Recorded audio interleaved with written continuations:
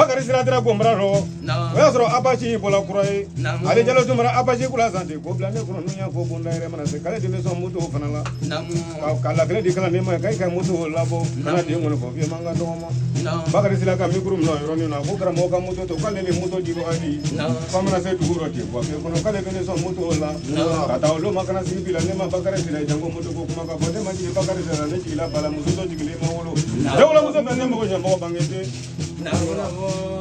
Imagine who forgot me at the manga. The following number. You can't die and the seminar Molike. And the seminar Moleko. Numero Bocone can put a pocket damage to a pocket of blood to Sepella, woman or Minia, Baramono Caleba. Caleba dubli. Angale for Nicola Rome. You are more Bonia Barafono Cadino, Numero Gunga, more Blabarafano, Calila, Ponti for the Caleta Purilo. Was my friend say, you know, from my Nimuru di me, we will go. But I'll look my body, Nimuru Mapati, Solo Maradoya. I'm going to Mamma Masoya, Mamma Masola, you have Grandma. Mamma, you go to Bakuranga, if you go Benelo. Kalumana Damna Frutu, Namadam Examino. Akurolo. My Andam Silla, Ramon is one of my friends, Damuna Bulunde.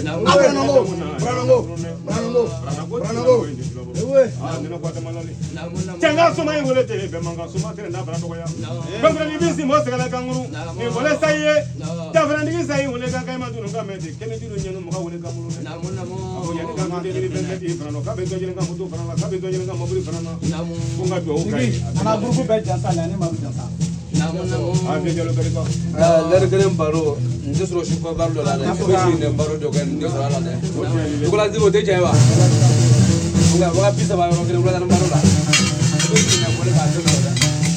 Tiga Bruno, Bruno, Bruno.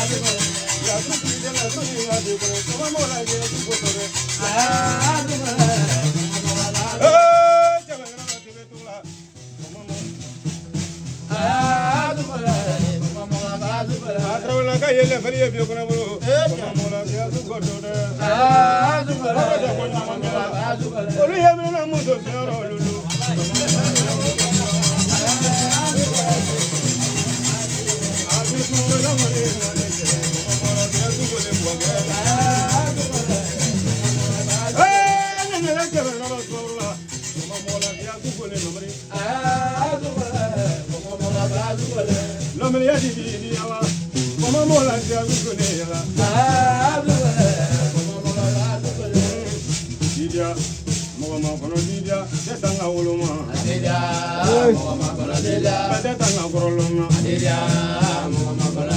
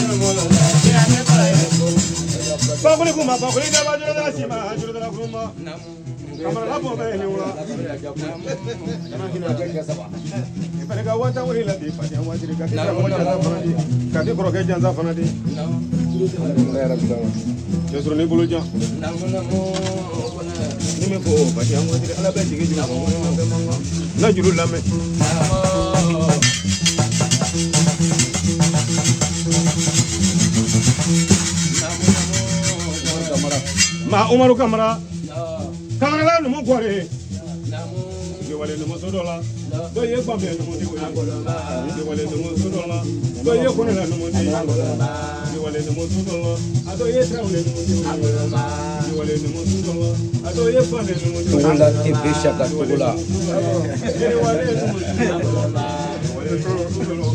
ya fana ye numu di kwambe le numu lo fe ya Mulu fe ya nu ya guma Babule guma babule da ba jira ki ma jira guma babule ta do no kuma chama ko babule ma wunye namu ari nya Qur'an na ni man ni wasulu Qur'an go bole nu da la kuma ari nya beze na kuma beze bole nu na la kuma namu ba do yo ko go la banu la nu mutire namu ne no mo ne kile nu mo je na blam du ya nu ya jira ki namu kamara la na nu Juru pale kramwe, juru pale kroke, mamaro bereka. Namu.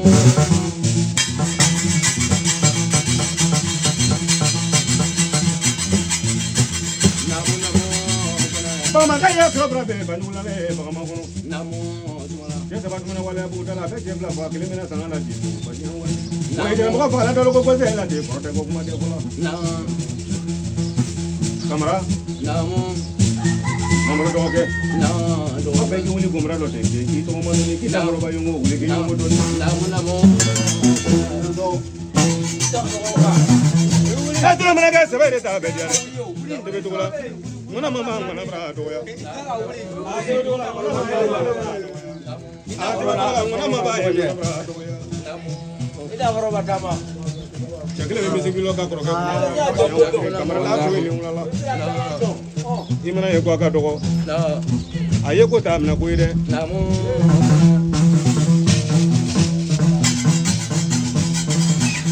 Kaba ya muru dia do nganya dia ko bere. A to ko jage ti sigi folo bani. Aka jate bo ti fanya wa mo ko te ko ba se la nyu ni mo. Mo ti si si ro lo fa ko. A to ni ndi se nu je. Ye ko ba ko. Ko mo ko ko ro nganya wa tora to. Apuro. Apuro ni wala.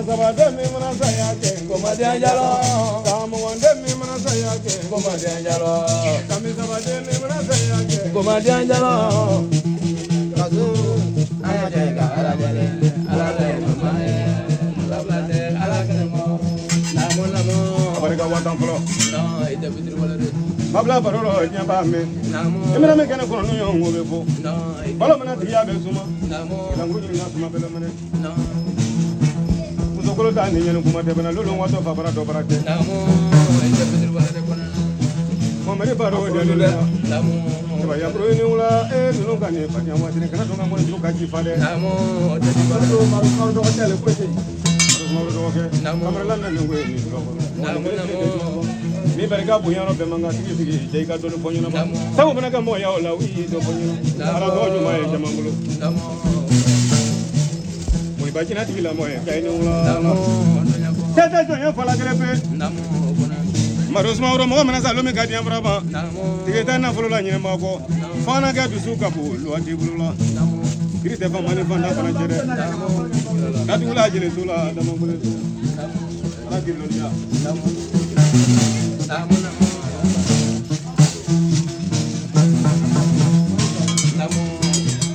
ma ja groupe be mo ya groupe fe jebena la golonne a fende jebena la golonne jeben na golonne ala bla ngoni bo minani dia ya amle la de ka se te to yeta te fola grepe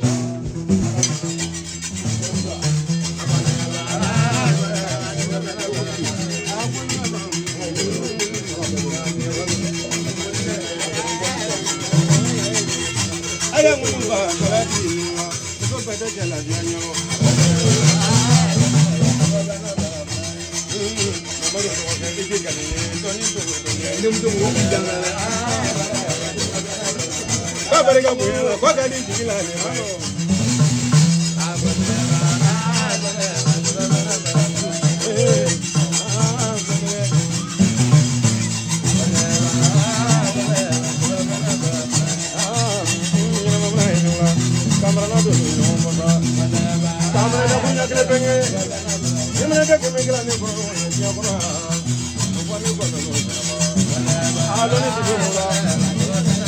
Moi bajina digila mo ko mo do lukanula ne kaya jabero ma kamera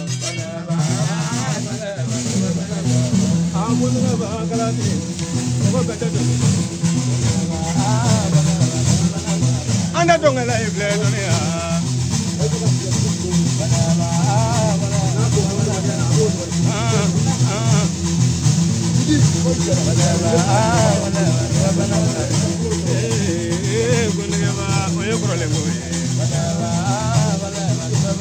Mimana ba ma akodi kono no